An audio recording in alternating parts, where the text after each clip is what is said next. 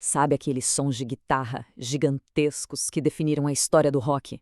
Pois é, por trás deles tem um nome que quase ninguém conhece. Um cara, um arquiteto invisível que, se não fosse por ele, o rock seria, sei lá, mais baixo, mais bagunçado, com certeza muito menos lendário. Bora descobrir quem é essa figura? Pensa comigo, o que é que liga o som, sabe, aquela coisa meio etérea do David Gilmour, com a porrada do Tony Iommi? Ou a técnica absurda do Randy Rhoads, com a realeza do Brian May? A resposta, olha, não é uma guitarra, não é um amplificador famoso. É uma coisa bem mais básica, mais fundamental. Olha só essa lista, é só gente gigante. David Gilmour, do Pink Floyd, Randy Rhoads, Tony Iommi, do Black Sabbath, Brian May, do Queen, Judas Priest, Iron Maiden. Quer dizer, são os caras que praticamente inventaram gêneros musicais inteiros. E todos eles, num ponto-chave da carreira, precisaram da mesmíssima pessoa. Para quê? Para garantir que aquele som que eles imaginavam chegasse direitinho, intacto, no ouvido de milhões. E tá aí a resposta. O elo perdido não era um músico, era um engenheiro. Um inglês quietinho, quase invisível. O nome dele, Pete Cornish. Um cara super meticuloso que ficava lá nos bastidores, longe da loucura do palco, só resolvendo uns problemas que os próprios músicos nem sabiam que dava para resolver. Ok, então quem era esse tal de Pete Cornish? O mais importante para entender a história dele é o seguinte: ele não era do mundo do rock. A paixão dele não era subir no palco e tocar.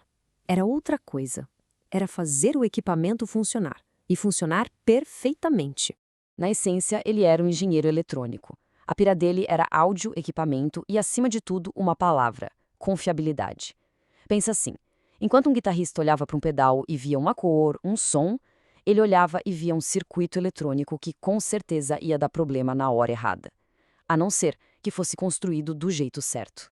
Agora, vamos viajar um pouco para os anos 70. Pensa na cena.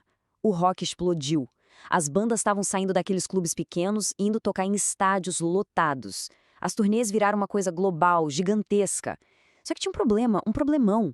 A tecnologia da época não estava pronta para isso. Os equipamentos eram super frágeis, cheios de frescura, não aguentavam o tranco de jeito nenhum. E foi justamente nesse caos que surgiu o problema que, olha, parecia que o Pete Cornish nasceu para resolver. E a história dele começa para valer com o Pink Floyd. Eles eram a banda da vez do rock de estádio, mas os shows, meu amigo, os shows eram um pesadelo técnico. Imagina a situação. De um lado, a ambição era enorme. Shows em estádios, são super complexos, turnês mundiais.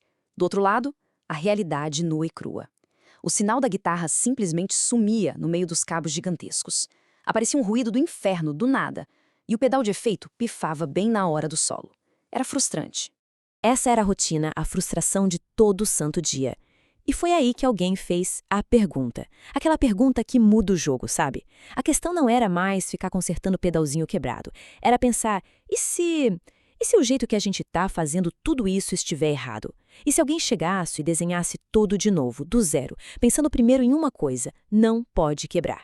E a solução que o Cornish encontrou foi, nossa, genial, simples e revolucionária ao mesmo tempo.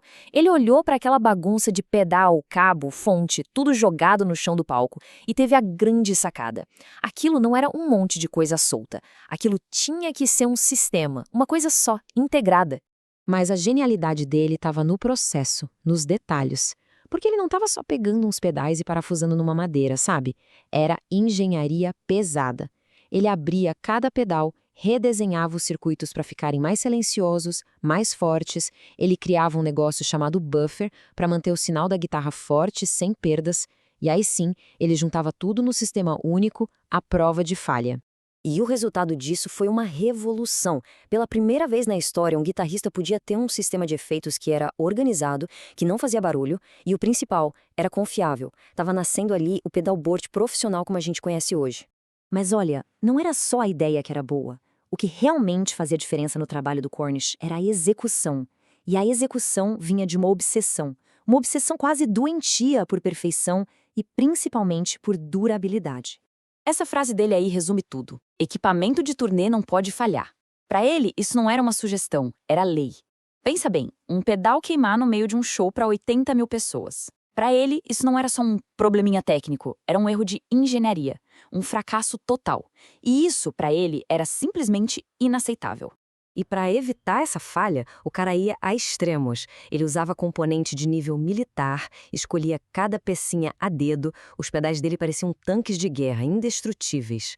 Ele chegava ao ponto de cobrir os circuitos com resina, para proteger de tudo, vibração, umidade e até de gente curiosa querendo copiar o trabalho dele.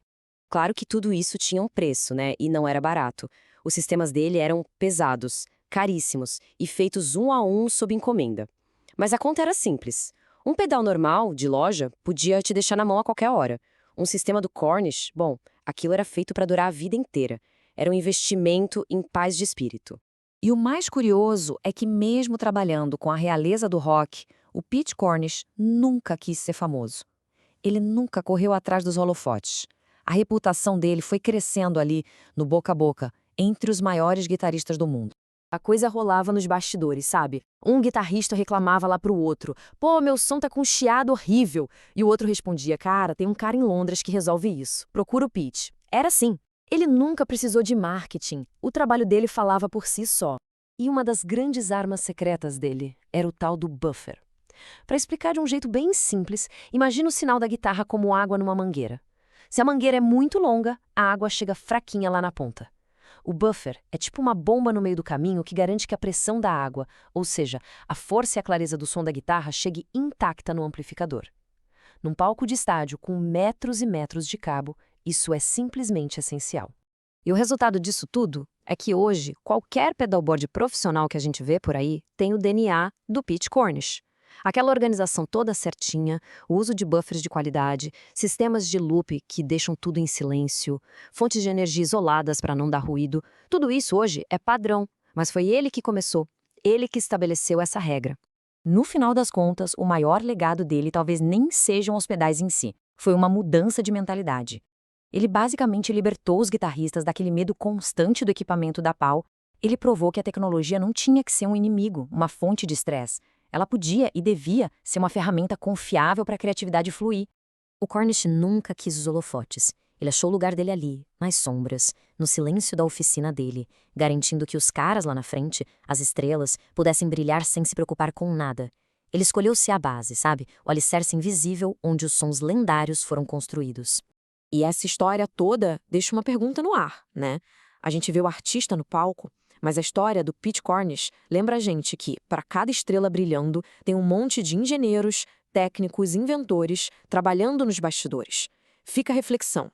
Quantas outras lendas invisíveis como ele existem por trás da nossa música preferida?